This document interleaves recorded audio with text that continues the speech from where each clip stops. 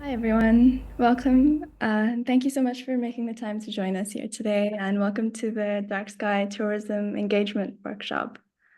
So the aim of this workshop today is to introduce you all to the concept of astrotourism and dark sky conservation, and to sort of highlight some of the potential economic and environmental benefits of dark sky tourism.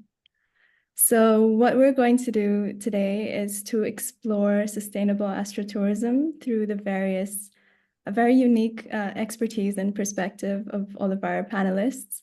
And hopefully we'll have a really rich and fruitful discussion later on about how dark skies and astrotourism can work hand in hand, and leave you participants with some practical strategies and insights on how you can develop sustainable astrotourism initiatives within your own communities, and also how you can balance tourism growth with conservation. So just to give you an overview of how we're structuring this workshop, we're going to start with a quick round of introductions, followed by a 5-minute talk from each of our panelists. And after this, we can launch straight into Q&A, and all of you participants can ask specific or general questions to our panelists, and we can discuss. So we'll start with introductions, and I'll quickly introduce myself and then hand it along to each of my fellow panelists. So I'm Samyukta Manikumar. I'm currently working with the IAU's Office of Astronomy for Development to help advance rural tourism, sustainable rural astrotourism. I also serve on the board of directors of Dark Sky International, and I work in my home country, Kenya, with Dark Sky Kenya to raise awareness about light pollution and to protect Kenya's nocturnal ecosystems. So I'll first hand it over to Dr. David Mitchell to introduce himself.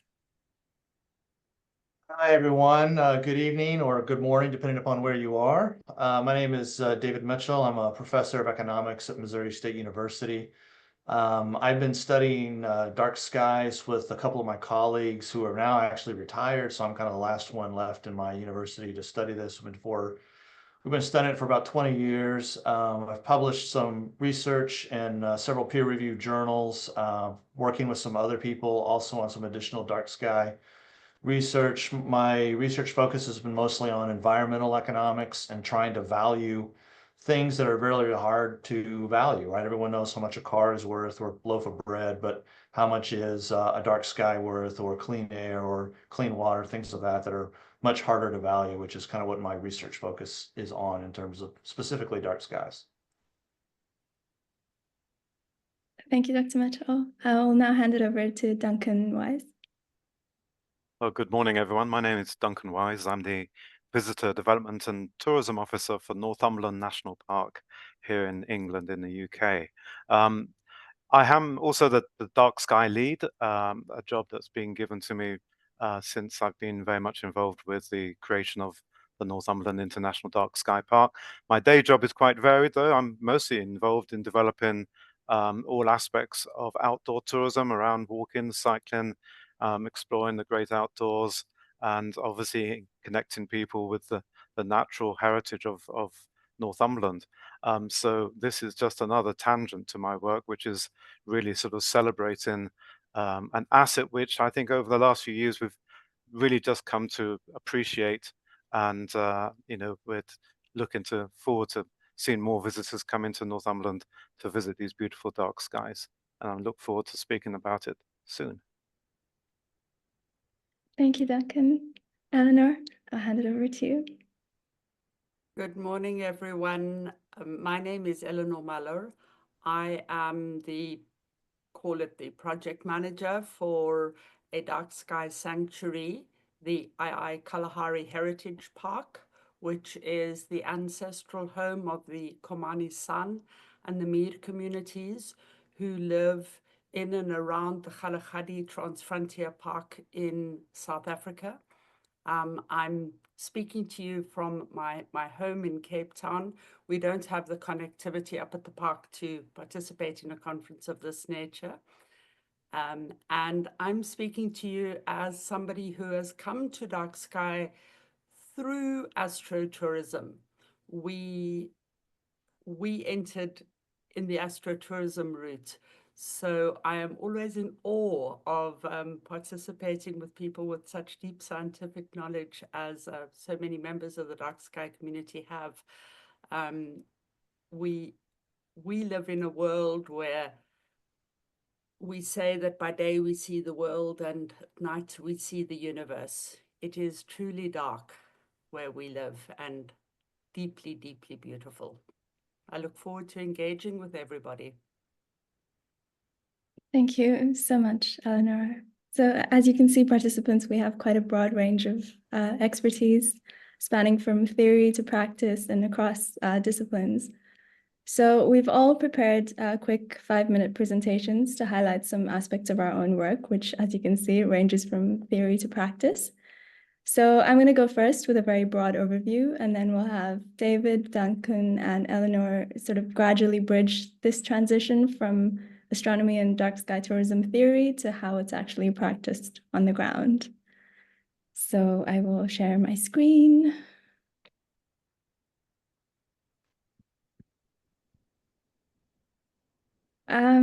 And just talk generally about astrotourism. So astrotourism is tourism centered on astronomical experiences like stargazing or eclipses. But I've personally come to take a broader view of astrotourism as any kind of tourism that involves the night sky, either by taking place under the night sky or having night sky elements as themes of it. And dark sky tourism could be called a type of astrotourism that uses dark skies as a resource. And this obviously plays an important role in both dark sky conservation and addressing light pollution. And over the past years, my work has really been exploring the question of how tourism and conservation can go hand in hand in the context of dark skies, and specifically how we can use dark sky tourism to promote dark sky conservation. And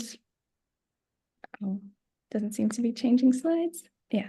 When we talk about conservation and tourism together, the word sustainable becomes relevant. So if we look at general tourism, sustainable tourism is defined by the World Tourism Organization as tourism that takes full account of its current and future economic, social, and environmental impacts, addressing the needs of visitors, the industry, the environment, and host communities. So what does this look like in the context of astrotourism? In line with this definition, Dark Sky International recently released our Principles of Responsible Astrotourism, which are intended to serve as guidelines for how to practice astrotourism sustainably. So these guidelines are drawn from practitioners in the field, and they take into account a lot of the lessons that we can learn from challenges faced by the daytime tourism sector to shape astrotourism sustainably while it's still young and hopefully prevent some very avoidable conservation mistakes and just general mistakes. So the principles are, in quick summary, to use light responsibly, to ensure that tourism activities and operations don't disturb wildlife or the natural environment, to support the well-being of residents who are often neglected in planning tourism experiences, to honor local and First People cultures, to adhere to local regulations, and to foster sustainable economic growth. If you want to dive deeper into these principles, you will find them on Dark Sky's website. You can read more about them there and even use them as a sort of checklist for any experiences that you either already run or that you're thinking of developing.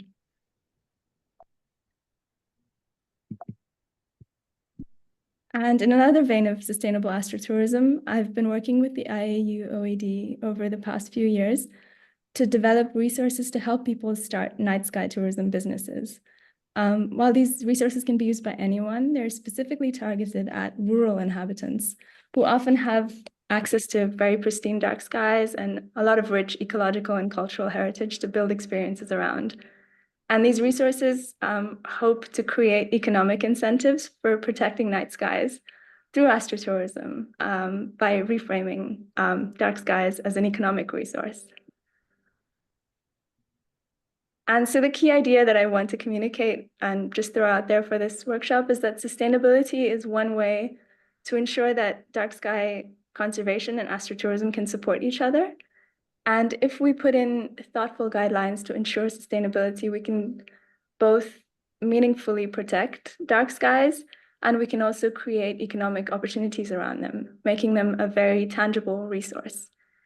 I'm sure all of us are here because we inherently understand the value of natural darkness, but through economic avenues like tourism, we can reach people who don't have this sensitivity by making them realize that dark skies are actually an asset and an economic resource, as well as an ecological one. That's it for my presentation. My mouse is missing now. There we go. With this, I want to hand it over to the next panelist, Dr. Mitchell, to talk to us about his work. Like I said, good evening, everyone. I think I hope this is sharing on the right screen. Can everyone see that? Yeah. So we are part of the dark sky team, and I'm gonna actually look at this screen, so don't feel like I'm not looking at people here. We're part of the dark sky team here in Missouri, and we've been doing a lot of research in this area of dark skies for quite a while now. Like I said, about almost 20 years we've been looking at this, and I've left my colleague on here because, like I said, we work together for the whole lot of this, even though he's actually retired this year. But one of the things that we wanted to understand was what would be the economic impact of dark skies, and could people use that essentially as a form of tourism? So, as you know, it's hard to convince people to give up their light. They think it brings safety and all these other types of things, and it's tied to all kinds of different industries. Some industries have more light pollution related to them than others. And we were wondering if there was a way, if local city councils and tourism boards and things like that could start getting on board with this idea of dark skies, then perhaps we would actually see a little bit more public, support for this. So we've actually, like I said, we've published a couple of articles in a lot of stuff dealing with the Colorado Plateau.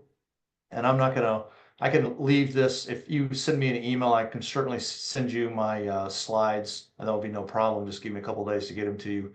But we focused our research here on the Colorado sky, the Colorado Plateau right here, which is kind of this heart-shaped area. And when we kind of bring in a lot of the other parts around here that deal with federal lands and forested lands and things like that, we can see that this is a really, really part of the country. And we were interested in lots of different things. So we've attempted to determine kind of what are some of the economic factors behind this, how much economic damage it does, and et cetera. And basically, are people willing to pay to reduce light pollution? And this is where it kind of gets into the idea of the tourism, is that people are in fact willing to pay to see dark skies. So our part was kind of, like we said, basically trying to help increase buy-in for a lot of local stakeholders, kind of help decision makers determine whether or not conservations are going to be worth the cost. And of course, we think that they are, and kind of suggest some ways that local assets could be best leveraged for these. So we visited a lot of national parks in the United States in 2007. We asked a bunch of survey questions for about 600 or 700 people, if I remember correctly, off of our list here. And our results suggested that people are willing to pay for this. They're willing to pay up to about $50 in federal taxes, or about $12 on their monthly utility bills. And we did see some significant differences in terms of age. So basically, the older people were, the less willing they were willing to pay for dark skies. We attributed that at the time to kind of this idea of like possibly kind of a safety issue thing. As I have gotten older and gone way over the the other side of the hill, I've noticed that I need more light at night because I literally can't see at night anymore. And so that actually might be a significant factor for some of that as well too. People just literally can't see at night as well as you used to when you're in your 30s. So basically what we wanted to ask ourselves, well, if people are willing to pay for dark skies, can we use this basically as a form of tourism? You know, ecotourism is a very hot topic in economics. Costa Rica is a great example. Southern Africa, also another great example of places that are really, really hot for ecotourism. Kenya as well. And our idea was that basically, what can we do to help these people kind of flip the problem on its head and make the dark skies an attraction and stimulus for economic growth. So I'm going to kind of skip some of this stuff here, which is kind of not really relevant. And let's kind of look at some of our attitudes that we've seen towards dark skies. We've seen certainly a huge increase in people starting to think that these guys are more and more important. And I, of course, believe that they are as well, too.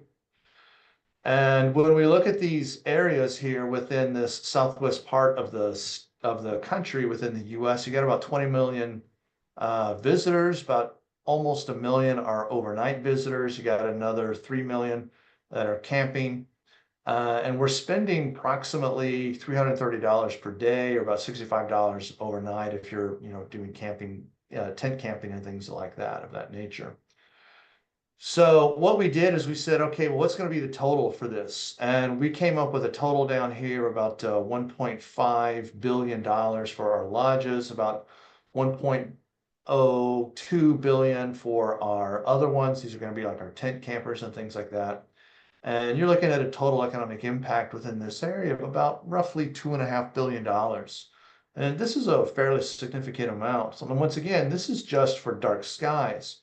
And you also have some increases in wages, so you kind of creating some jobs. You've got some other things on here, which we would call value added, which to economists means something, but to the, to lay people may not mean as much. And what we're looking at this here in terms of jobs, we actually see here that we can have, a total of about 53,000-ish jobs created from protecting these dark skies. In other words, we can use these essentially as a form of, economic stimulus and providing work for people. So, we have some changes here within, like I said, and I'm willing to supply all this, these slides to anybody that emails me. I don't want to encroach on my colleagues' times.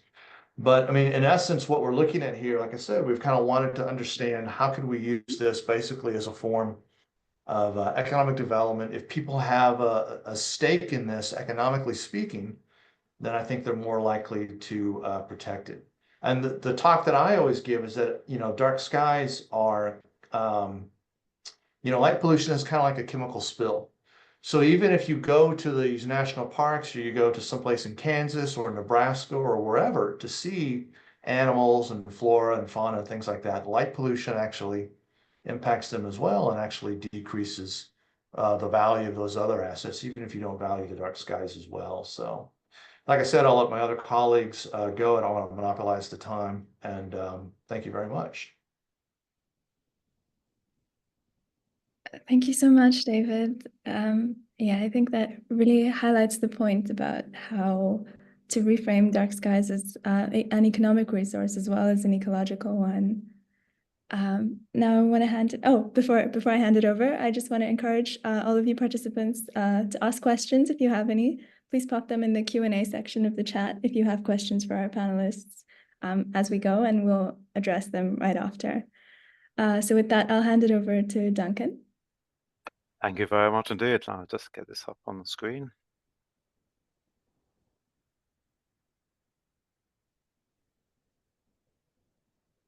Right.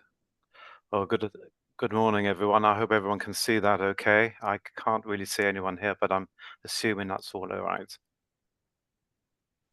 Well, okay, I'm just going to take you on a bit of a whistle-stop tour of Northumberland, just to give you some context to how we started this journey and the journey that we're still on. And it really started, as I say, not that long ago, probably in the late 90s.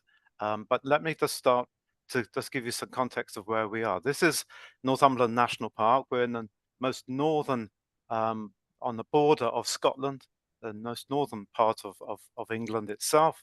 It's a very remote area. You can see from this satellite imagery that we're in this wonderful sort of black velvet band that I call going across the whole of southern Scotland and Northumberland.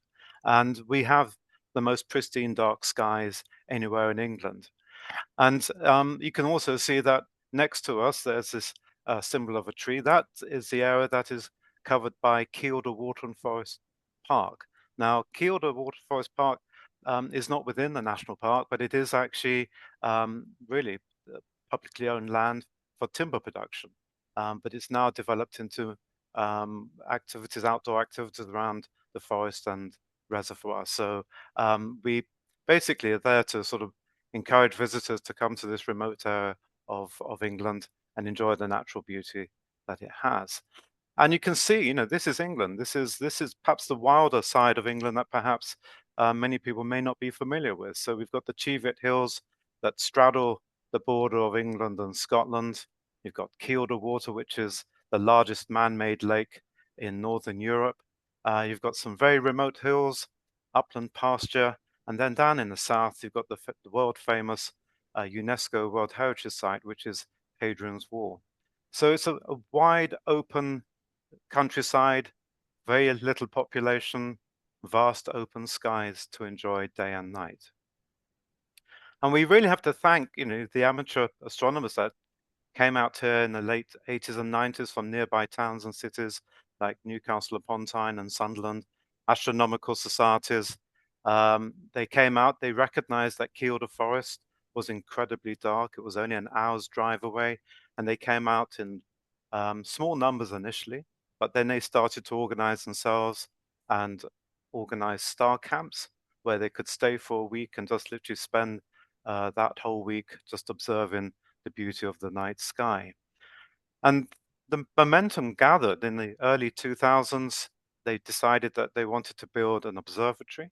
They couldn't find the funding for an observatory from the normal science and technical councils. They actually applied to the arts, and the Arts Council gave them a grant to build an observatory, so long as it was designed by an architect. So what we actually have is quite a unique and rather strange looking observatory, which is Kielder Observatory. And it's not like a traditional observatory, it's more like a wooden pier with two square turrets. And initially, it was they guessed that they would probably attract maybe a sort of a dozen or so events a year. Well, we're now running 650 events a year, and it's attracting more than 20,000 visitors. So we've seen a rapid increase over a relatively short time. This was only opened in 2008, to it being probably the most popular attraction in Northumberland. But we worked together as a National Park Authority. We worked very closely with Kielder Observatory and the Kielder Water and Forest Park Development Trust. We developed a steering group to try and see if there was a way that we could protect our dark skies. We were not driven by tourism, we were driven by conservation. We wanted to try and ensure that this area surrounding Kielder Observatory would remain dark. But we did bring in tourism specialists quite early on in the process to make them aware of this wonderful asset that we were wanting to protect. And we obviously gathered all the information, and we secured international dark sky status on the 9th of December 2013, becoming England's first dark sky park. And at the time, it was Europe's largest dark sky, but we've since been overtaken by others on the continent. So what was the impact? Well, the impact was enormous. It took us completely by surprise. There was so much interest globally for news about the Northumberland International Dark Sky Park. They wanted to know where it was. They hadn't really heard of Northumberland. Northumberland is one of those parts of England that perhaps are less visited as compared to some of the more popular coastal areas down in the south of England. And that gave tremendous impetus to other businesses in the area beginning to realize actually there's something here, there's something, maybe we could tap into this zeitgeist and sort of perhaps celebrate and encourage visitors to visit Northumberland and view our night skies. The DMO, or the Destination Management Organization, quickly decided that they could actually see a way of actually encouraging visitors to come to Northumberland in the shoulder months. Normally, the holiday season in Northumberland is very much a summer vacation. The weather obviously deteriorates quite quickly in the autumn and winter. However, with our wonderful dark skies, they could see this as an opportunity to perhaps encourage people to come to Northumberland in the quieter months. And it has certainly succeeded. We realized quite early on that what we needed was, apart from Kielder Observatory, if we were to obviously spread the benefit of dark sky tourism, we needed to build capacity. We needed to build capacity with those people that could run and lead stargazing events and star parties. And so we created a training program where we basically encouraged those that had an interest in astronomy, amateur astronomers, sometimes professional astronomers, but perhaps they were interested in their activity on their own. They'd never stood in front of an audience and talked about or inspired people about the night skies. And so we gave them training in interpretive technique to create that wow factor in their presentations. And within a couple of months, we had developed quite a small cohort of star makers, many of which continue to run their own dark sky events today. We also realized that there are many tourism businesses that were very interested in the dark skies. They wanted to be part of this new activity that was emerging, but they weren't quite sure where to start. You know, they were perhaps quite intimidated, thinking that they needed an in-depth knowledge of astronomy or astrophysics before they could actually promote themselves or market themselves as a dark sky venue. So we ran a series of workshops inviting quite small micro businesses mostly. Most of our tourism is based upon micro businesses, partners running Airbnbs, self-catering, and small hotels. We don't have very large venues sort of for accommodation in Northumberland. So these were smaller businesses. Many of them were in rural areas and obviously saw the opportunity to perhaps um, develop their business in a way that would be attractive to visitors who wanted to come and stargaze. And so far, we have engaged more than 100 businesses in this program.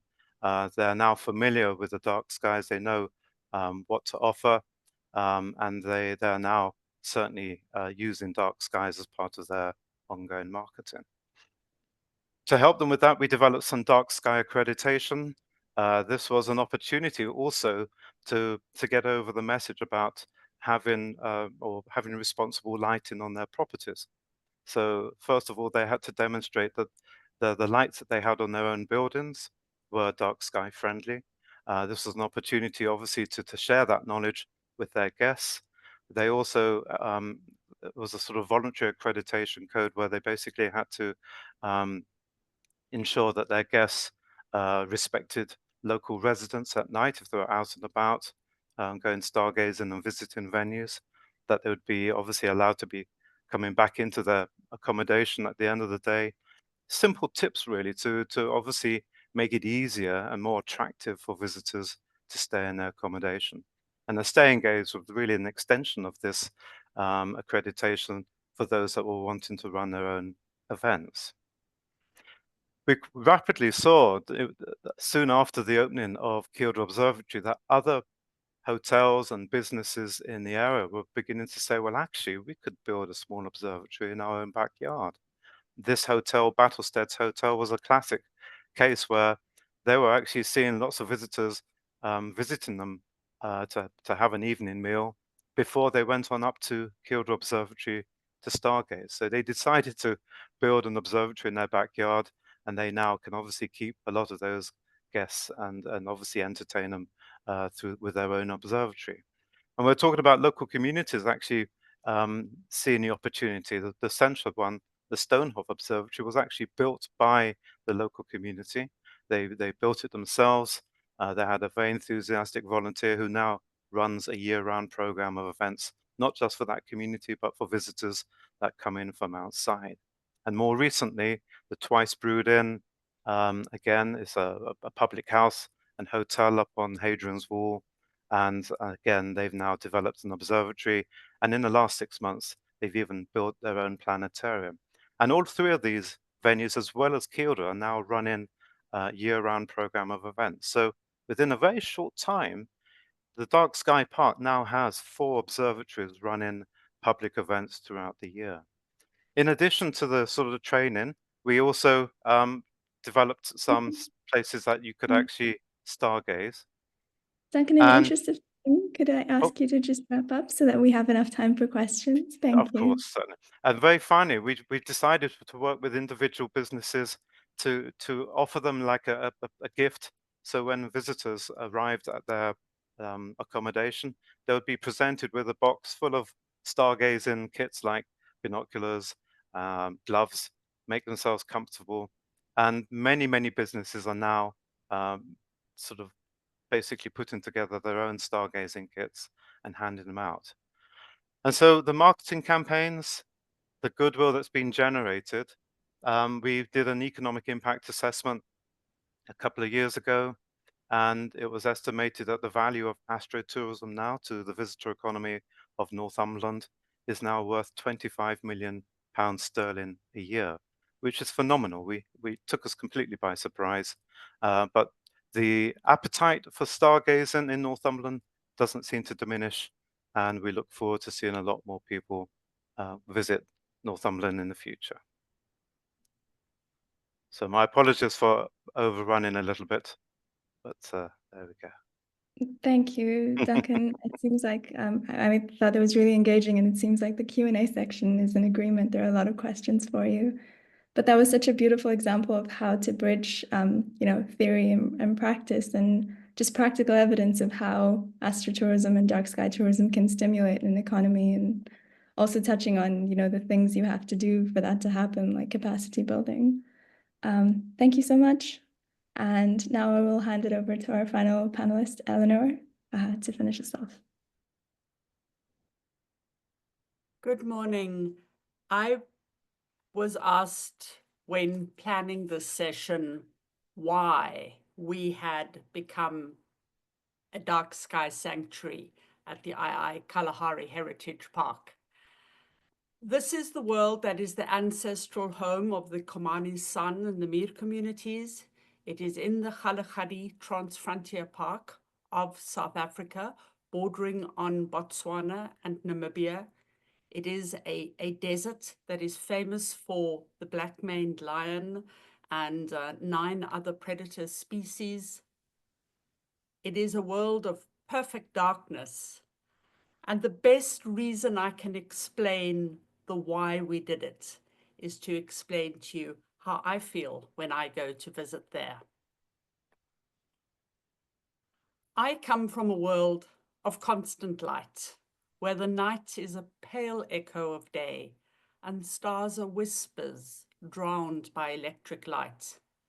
But here, the dark breathes deep, a soft velvet blanket that wraps the desert night and holds the earth and sky in tender embrace. At first, I hesitate in the stillness, in the vastness where the light is shy. But as I listen to the sunset, the dark becomes a warm invitation, an open doorway into the infinite. I look up and the sky is alive, a canvas where the first girl cast her ashes, her gentle hand birthing the Milky Way, guiding us not just through the night, but through time itself. In this moment, I am held by the same stars that watched over the ancient ones, the ones who prayed to Canopus for their daily bread, who saw the universe as part of the hunt, as part of the life they lived. And now, as I stand under the same vast sky, I feel the same knowing that the stars of the Southern Cross are not distant. They are here with me, within me, pointing me to journeys both old and new. Here I feel the echoes of the universe teaching me not just to see, but to know. Know that the dark is not something we can lose, but something to protect. A place where the universe reveals itself, where we are not lost, but found in the ever-turning arc of time. And in this knowing, there is joy. Joy in the absence of what I once thought I needed, that always on glow that dims the soul. For here, in this desert night, I see clearly the stars, the stories, the universe unfolding. I travel not just back to the first girl, but forward into the cosmos, into the unending, the unknown, where every star is a thread woven into the same fabric that holds us all.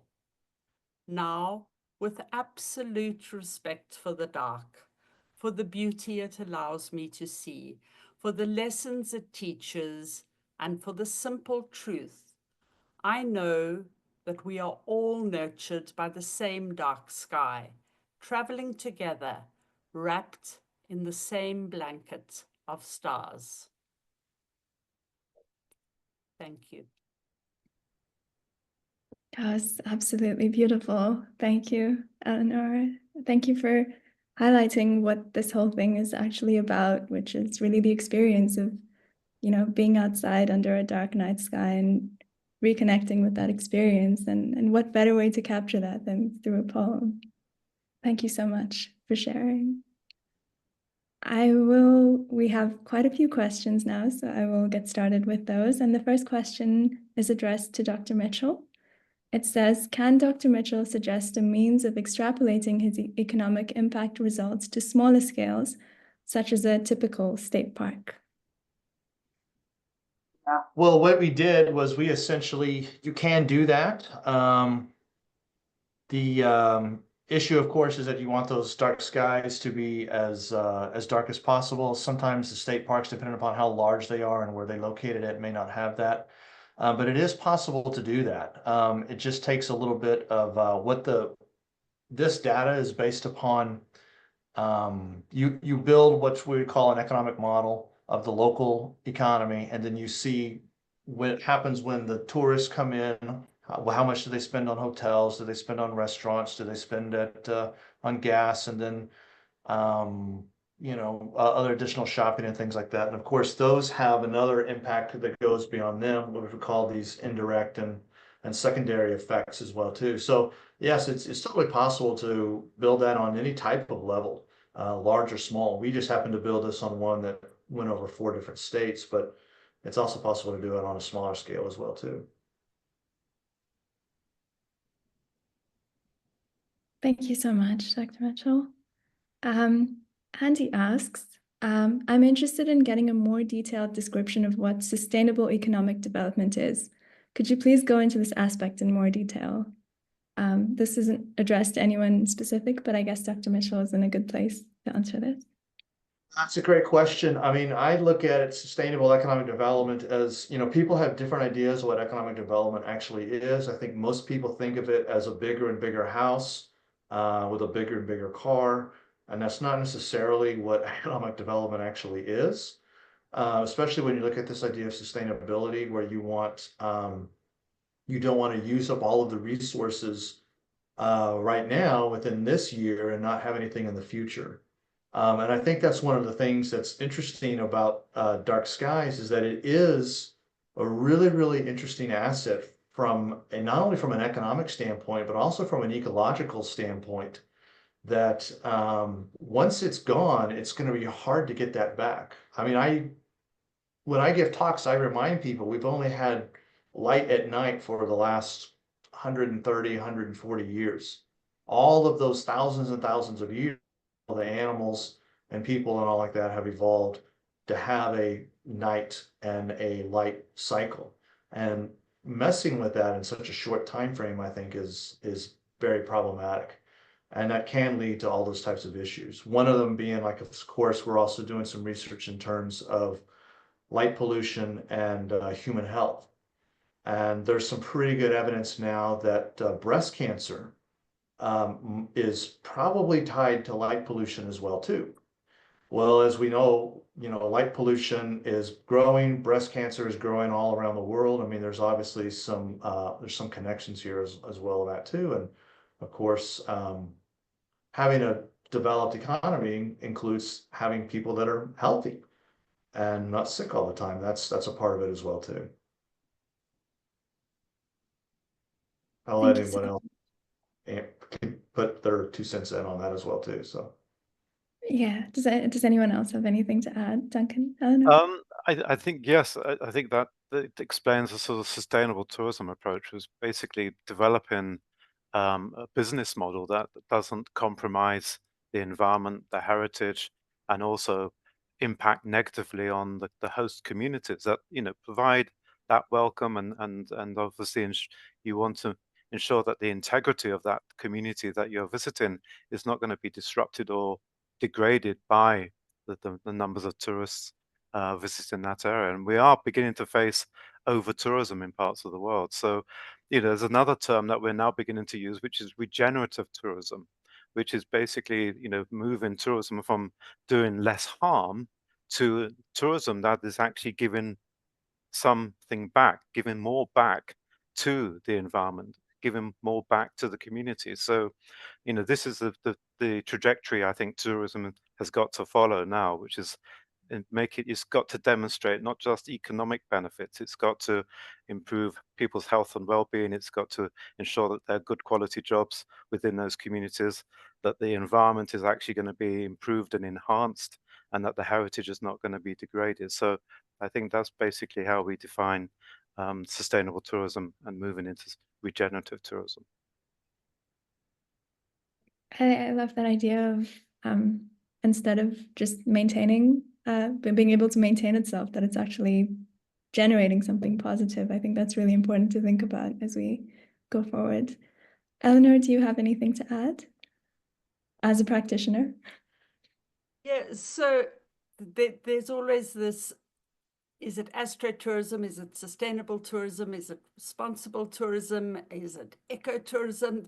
There's so many words on top of it. Are you doing good? Mm. That's the question. Are you doing good? If you're doing good, that's right. Responsible tourism says that great places to live are great places to visit. So does your tourism activity enhance the place for the people who live there? That's your first step. And move from there. That's beautiful. Yeah. That's to think about the people who actually live in the place is, I think it's crucial, and the environment that they inhabit. And I guess it's like a holistic approach. Thank you. The next question, this is addressed again to the general panel, is what advice would you give to someone wanting to get involved with astrotourism in Japan? I'm happy to answer that one. Again, it depends on the nature of your business. If you are an accommodation provider and you happen to be in an area that has dark skies, they may not necessarily need to be the darkest skies. They just need to be dark, because I think, we get sort of tied up with, how dark are our skies, and we tend to compare ourselves with other dark sky destinations having darker skies. For a lot of people coming out of towns and cities, just to be coming away from street lights, coming away from any kind of urban lighting, is for many, the biggest shock of all. When they arrive at their destination, I've had endless anecdotes and stories of people coming out to Northumberland, getting up to their holiday cottage, settling in, turning off the lights, and then suddenly realizing that they're plunged into darkness. And for many, that is quite a shock, but it's also quite a revelation. They can suddenly see thousands of stars. So I think in terms of business, if you're in a relatively dark area of Japan, and you have an accommodation provider, again, if you're already welcoming visitors during the daytime doing other activities, this is just another string to your bow. Look at, try and capture some of the images of the night sky around your property. Use that in your marketing, put that on your website, put that in your marketing. If you can, if there's any kind of accreditation, think about the stargazing kit that we developed. Put something together, a little pack, because some people might be coming to stay with you, but they may not necessarily intend to go stargazing until you give them the opportunity, and you actually make it easier for them to do so, because not everyone brings binoculars with them, not everyone brings telescopes. But if you can provide a little stargazing kit as part of their welcome pack, then that goes down really well. People really appreciate actually having and doing something different that they perhaps weren't expecting to do when they booked that holiday. Thank you, Duncan. I would like to just offshoot from your point to say that I think it's also worth thinking about what's unique about the skies in Japan specifically. And often that's the cultural heritage associated with the night sky. I had a friend who lived in Japan for a while, and she told me the name for the Milky Way translates to Silver River.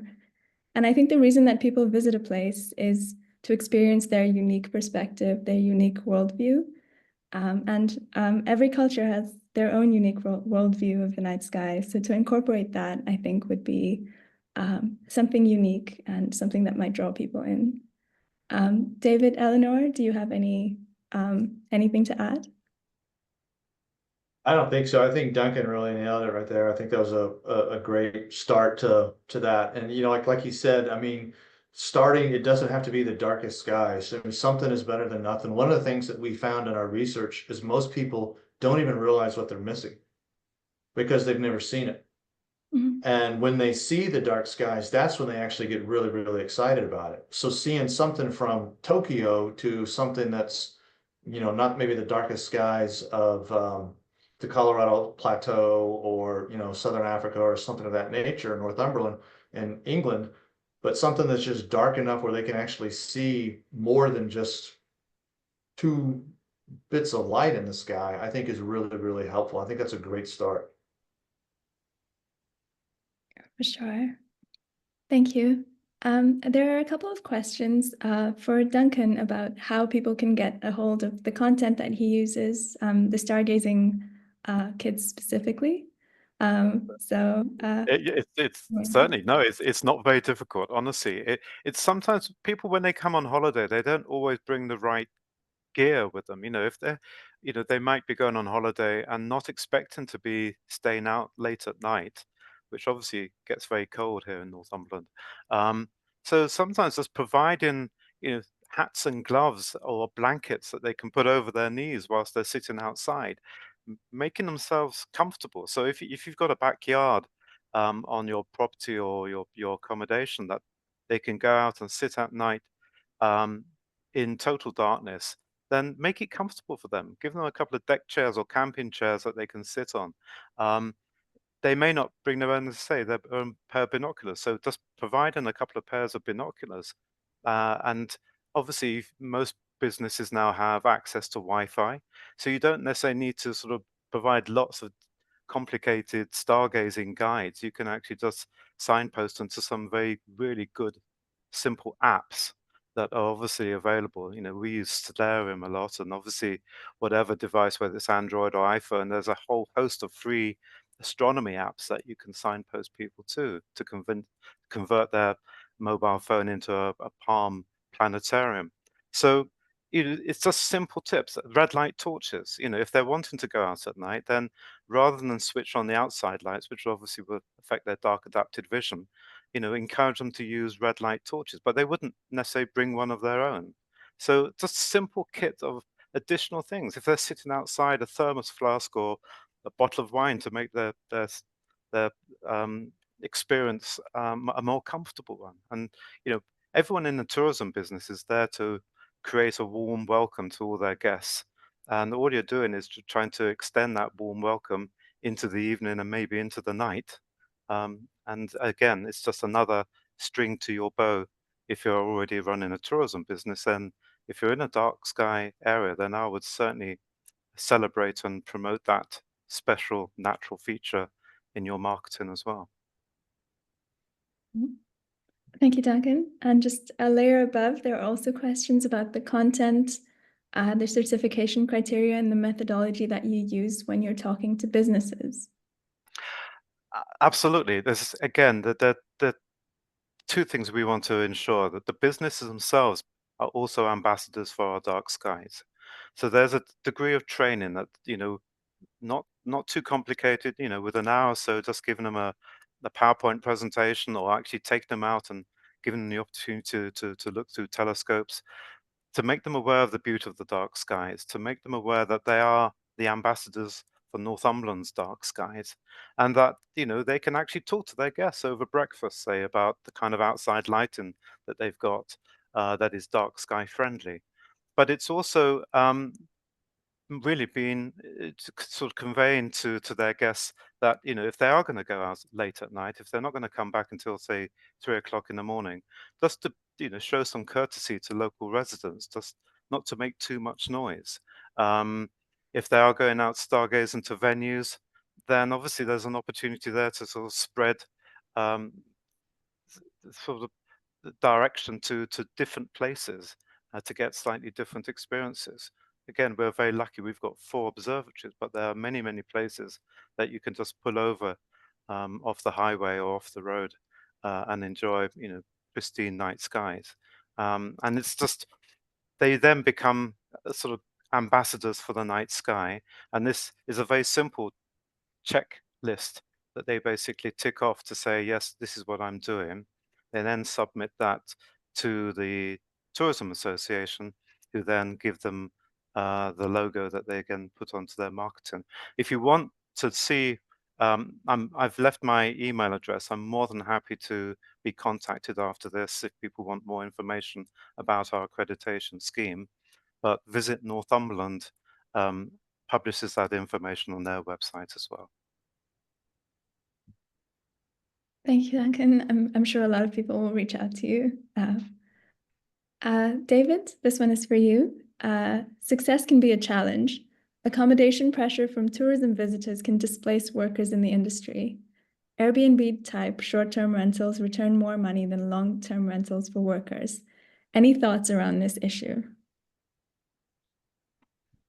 Yeah, I mean, it's an interesting thing. You know, I always look at the astrotourism as going in concert with something else rather than being something that's going to replace something else. So it's something that you can tag on with another activity. And that's why, like I said, when we're looking at our, I'll just use the example of the national park. People often think of going to the national park to see all of the natural beauty, or they want to go see the animals, and the dark skies actually help to enhance all of that. One of the things that I think is really, really interesting, especially if you have dark skies, is that this is something that if you have a house in an area, that is something that you can actually market that other people don't have. You have an asset that people don't have, right? You're not on the beach, so people market their beach homes on Airbnb to say, this is the asset that we're selling. We're selling access to the beach, or we're selling access to downtown Manhattan, or we're selling access to the Golden Gate Bridge through these Airbnbs. And an Airbnb that's located in an area of dark skies is actually, I think, you have a unique product, an asset that you can actually sell and utilize, not only for yourself, but also for your local area, to get people excited about the area that you're in, whether that's maybe the big island of Hawaii, or, you know, South Africa or Kenya or the Colorado Plateau or central Mexico, wherever it is. And so that's the kind of way I look at it. I always look at it as, you know, because I'm an economist, we look at it in terms, everything in terms of money. You know, how can I turn this asset that's unique to this particular area into something that's going to generate jobs and economic growth and enhance basically my local area, my local community. And I think, you know, people are willing to do that. I mean, like Duncan was saying, in terms of the over tourism, I just heard today that Pompeii is going to limit the amount of people to 20,000 per day, because the tourists are so, there's so many tourists in Pompeii, they're literally destroying the city. There's not going to be anything for people to see in 100 years. And so that's the way I kind of look at this with astrotourism as well too, especially with the small mom and pop shops, or even if it's a big hotel. The problems with the really, really big hotels, of course, is they sometimes want to cater to a different type of person that might not be as interested in dark skies. And that's why I think the smaller ones actually have a leg up in that. Thank you, David. In the same vein, we have a question from our president, Tom Reinhardt. Tourists who come for the night sky are also there during the day.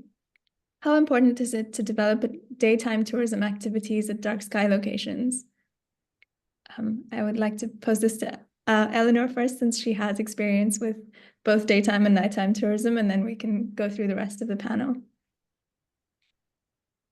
So Mukta, our reality is that tourists come to us for the daytime experience. The nighttime catches them by surprise almost when they don't realize that we live in a 24-hour cycle. In fact, the traditional mythology of the Kamani San people of our area is a mythology of a 24-hour mythology. We have relatively little so-called nighttime traditional stories. There is an ancient understanding that the role of the sun is to allow animals to hide during the day so that they can become invisible. So when you ask me the story about must we develop things during the daytime, absolutely. Unfortunately, tourists in the modern world are largely, not totally, thank goodness, but largely programmed to what am I doing now? What's on my itinerary? What's next? There's this constant push for how much am I going to do? Because we make a decision about what we're going to do on holiday when we are sitting at our desks in our pressured world, which is for many of us, a working world. So we think we need to take that pressure with us when we go on holiday. And it's the constant drive that we have when you come and visit us at Coast Lodges. We explain to everybody, we have an activity after lunch. It's called Nothing to Do. It's a whole new experience. So I would advocate not putting too much in, but you have to put stuff in because otherwise you're not going to get people to come.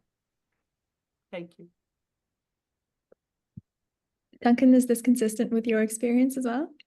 Very much so. I think certainly, stargazing, we're now getting a lot of people now coming specifically to stargaze because they've heard about Northumberland. It's developed, a reputation as offering really good stargazing opportunities. But most people who are coming to Northumberland are really coming to just get away from it all. They're looking, for the great outdoors. They're looking to go walking and cycling. And just to connect with nature, to be surrounded by silence and tranquility is a really important quality that we want to sort of protect here in Northumberland. And we found that people, when they experience dark skies, it's a contributory factor to that sense of tranquility. So I think it's not, people who come to stargaze will also tend to go out walking, they'll tend to go out cycling.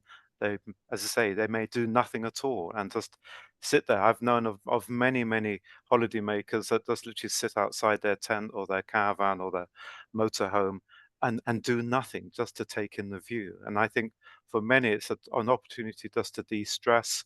And also, we don't even have mobile phone coverage for the whole national park. So whether you wanted to connect to the world or not, you sometimes can't because we just don't have that kind of coverage. So Northumberland is quite special. It really is a place where you can actually just get away from it all relatively quickly, out of towns and cities like Newcastle and Edinburgh. You can suddenly find yourself in a very remote place without having to drive too far to experience that sense of tranquility. Amazing. Thank you, Duncan. We have one question for the whole panel. Are there a suite of key questions that rural communities should or could consider or monitor before and after an investment in astrotourism is made? David, maybe we can start with you. It's a good question. I think you have to have, like I said, you have to have buy-in from the local area. Because if people are going to put in bright lights, especially in rural areas, they might have a farm or a bit of a ranch and they're putting in bright lights all the time. We had this experience with our neighbors when we were living out in the country. They had their house lit up like it was a prison yard. And And so you have to have a lot of buy-in. People have to understand what it is that they're actually doing. And you have to get over this idea. And I think, once again, it's the idea that people think that um, light at night means economic growth and that things are good and better and safer. And that's not necessarily true. I think that is a huge thing that people have to get over, that you can actually, believe it or not, you can actually see better at night without light sometimes than you can with the light. And so I think that's a big thing that you have to overcome, because if you don't have the community buying in, it's going to be difficult to do. Eleanor, I see you have something to say. We live in a country that has a national electricity grid under huge strain, if not collapsing.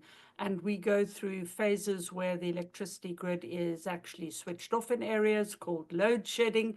And we've all learned to dance around a lack of 24-hour availability of electricity. Since this has become part of the national discourse in our country, we've had particular difficulty getting people to buy into the value of dark skies, because dark skies becomes, the view is a lack of. And I'm starting to move the narrative we talk about, not to dark skies, but to bright stars. Good, I like that. Yeah, I do too. Yes. I was very much impressed by the introductory presentation, where the idea of responsible lighting, the language is changing, and I think that is that's going to be very helpful. And I find that most people, they're not intending to to to overlight their areas. It sometimes happens by accident. When you kind of replace an old style incandescent light bulb, it's very easy just to pick up a light that is much lower wattage. So you buy a 5 watt and you think, well, actually I can still, I'll buy a 30 watt LED as a replacement to my 100 watt incandescent light bulb. I'm still making a massive saving, but obviously you're generating about 3 times the amount of light. And again, we are sold a lot of light fixtures that are just poorly designed. And I think this is all part of the education process. And I comment on planning applications as a national park authority. We're a planning authority, and I've never had any resistance or any problems with any developers or builders when we comment on the kind of outside lighting that they propose to put on the outside of their building. And when we actually say, well, actually, look, there's a better alternative, there's a more responsible light. You can still have the light to enable safe access and security, but it's not contributing to light pollution. Never had any objection to that. They just, oh, well, we weren't aware of that. And then they obviously take the action to put in the right kind of lighting. And it's a case of people do it because they don't know the impact of the lights that they buy from the DIY store or whatever. So I think it's just a bit of education sometimes. Yeah, I definitely agree. I think there's this perception that brighter is better or brighter is safer, just because, we're diurnal and very visual species. And feeling safer doesn't necessarily mean more safety as well. And like Eleanor said, the context that we live in Africa is security is like a paramount concern from people and from animals. But yeah, I also definitely agree with David's point that buy-in from the community is crucial, and they have to understand, the benefits, or like, I think awareness is really the crucial thing. Thank you. I see we're 3 minutes over time, but I'm very happy to keep going for a couple more minutes if the panelists are open to more questions. Yes. Okay, great. Jason asks, I see a lot of folks combining astrophotography and astrotourism. Is there anyone who incorporates astro sketching? Do you know any astro sketchers? Maybe he's onto something. No, it seems like astro sketching isn't a thing. I know on Instagram I follow a lot of astro artists, so that could be an interesting way to engage people, or activities that don't necessarily involve astronomy skills, or like a background in amateur astronomy, I think art is a great way to get people engaged with the night sky. So that could be something to develop, Jason. Marlon asks, a question for the panel. Would bringing attention to star clocks, sundials, astronomical clocks expand people's awareness of the sky? I guess this could be a broader question about interpretation tools and how to interface this interaction between, visitors and the night sky. I think it's very simply yes. It reminds us that the study of the stars and also the sun, is not a recent activity. It's as long as we've been on this planet. We've been looking up at the stars. We've been trying to make sense of the stars, and we use the stars to decide when we wanted to plant crops and when to slaughter animals and when to have festivals. It was all very much tied into how we as a species have evolved on this planet. So I think there's always that kind of interest. Sometimes I think during the daytime, people forget that actually the nearest star is the one that's directly above them. And sometimes when we do events during the daytime, public events, I sometimes take a solar scope out so that people can actually do a bit of stargazing during the daytime. And very often you have to remind them that actually when they're looking at the sun, that is the nearest star to us. Of course, we know that, but a lot of people forget that actually, that is our nearest star, and it's beautiful in its own way. And they get a lot of pleasure just looking through a solar scope and being able to see the surface of the sun and the sunspots, and they can see the solar activity, and they can then obviously transfer that knowledge to all the other stars that they see later on at night, to know that that's exactly how all the other stars are looking and operating in the night sky. But simple devices like sundials, again, it's making us look up, and I think that's a good thing. Yeah, and I think it ties beautifully back to that point that Eleanor mentioned about how we live in a 24-hour cycle, that it's not just about night, but about appreciating the difference between day and night. And also, our sense of time is tied to the sun and the moon and the stars and our movement through space. So I think that's a great way to engage people. This one is for David. Carol refers to your wonderful research published in 2019. Have you published any dark sky tourism economic data since then? No, and the reason why is because COVID hit. And COVID is also another, to an economist, really interesting topic to look at. I have, like I said, two of my colleagues that we do a lot of the light pollution with have retired, but there is another colleague that's joined our university she is a geographer, if I remember correctly.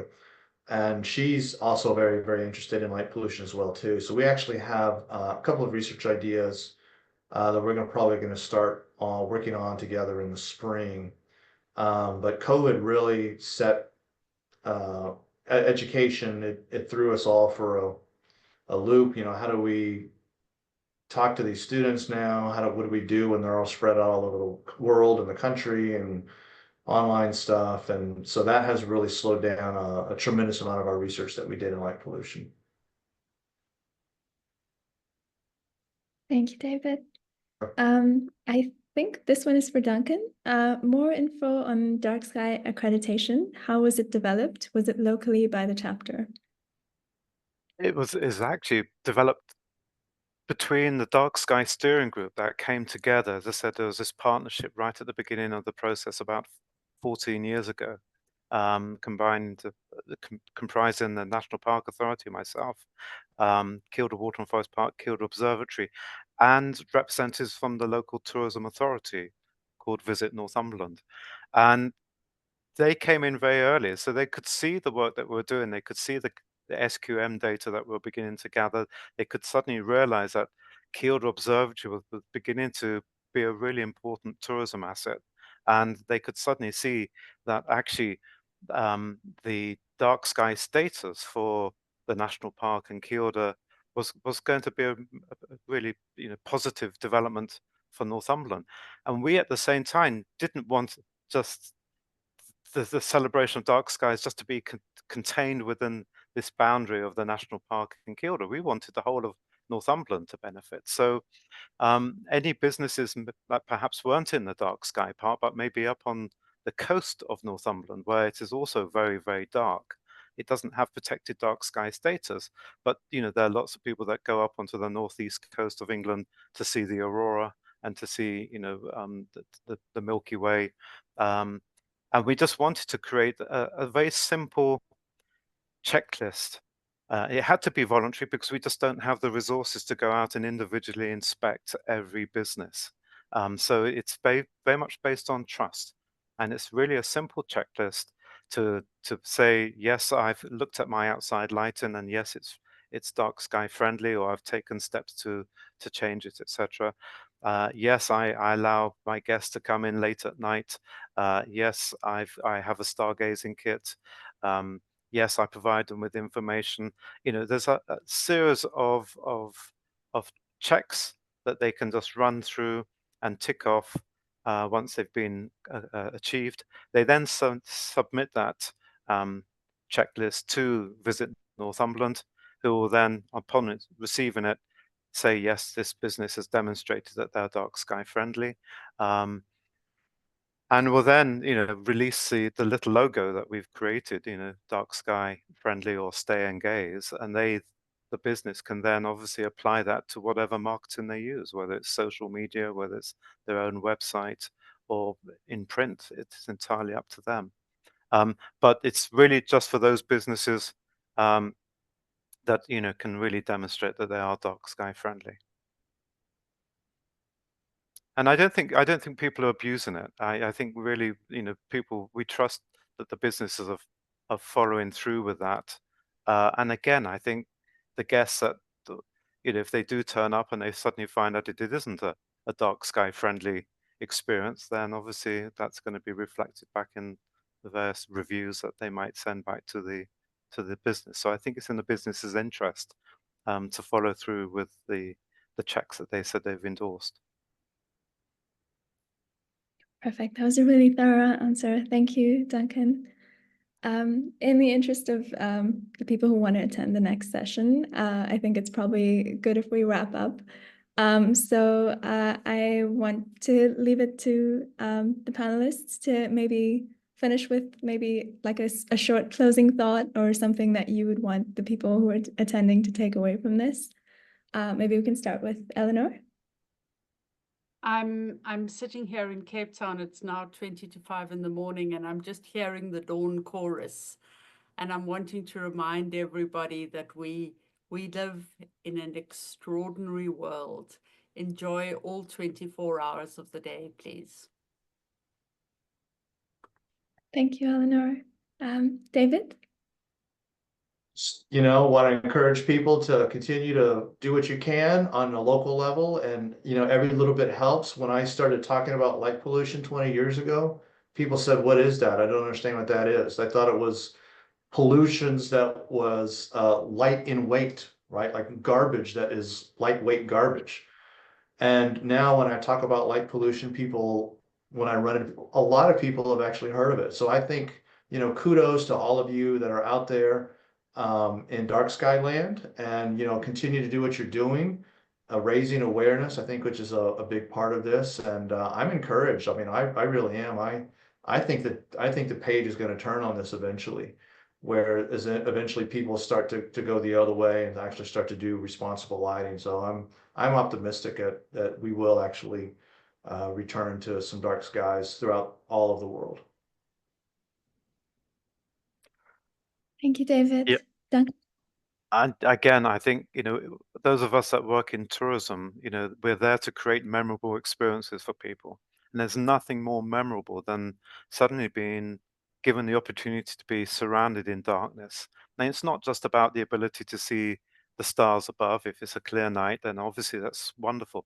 But just being in darkness, in total silence, just using all your other senses to listen to the wildlife at night, that too is just as memorable. People don't normally go out at night into complete darkness. and just to listen to nature around them. And I think, people that do experience it remember it.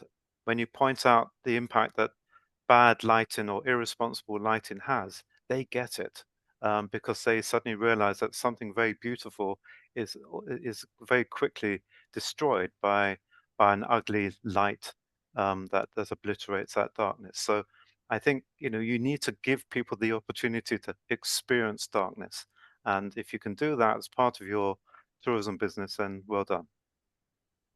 Keep going. Thank you, Duncan. I think it's hard to follow those comments, but I just want to echo what everyone has said to keep doing the work and keep making people experience these beautiful skies that we have. And I think once you feel it, you're incentivized to protect it. Thank you to all of you wonderful panelists for contributing your time, and to everyone who's attended this. We appreciate your presence and your very engaging questions. And I see a lot of emails have been left in chat, but feel free to contact any of the panelists directly with questions or requests. The next session that we're having is Regional Stories and Experts. This will feature people from East and Southeast Asia, Australia and New Zealand. It features Carol Redford from Australia, Xian Song from China, and Suresh Patarai from Nepal. It will start in 14 minutes, so looking forward to seeing you there. Thank you all so much, and enjoy the rest of the conference. Go on. Thank you. Good night, everyone. Good night. Bye.